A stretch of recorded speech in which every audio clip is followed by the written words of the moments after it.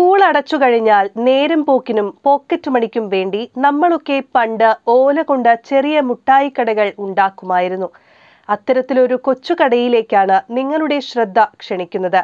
തളിപ്പറമ്പ് പനങ്ങാട്ടൂരിലെ 1ാം ക്ലാസ്സുകാരി ആയിഷയാണ് ഈ കടയുടെ ഉടമ.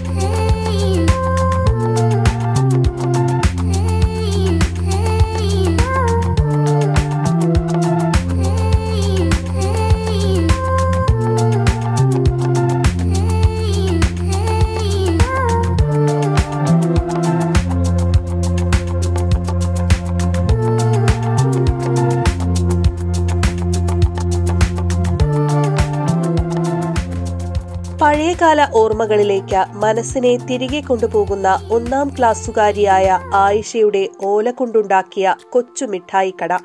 അവധിക്കാലത്ത് നേരം പോക്കിനൊപ്പം മാനസിക സംതൃപ്തിയും കൊച്ചു വരുമാന മാർഗവും. ഉപ്പിലിട്ട നെല്ലിക്ക, മോരും വെള്ളം, പലതരം മിഠായികൾ എന്നിവയെല്ലാം ഉണ്ടെങ്കിലും ഉപ്പിലിട്ട മാങ്ങയാണ് ഈ കടയിലെ താരം.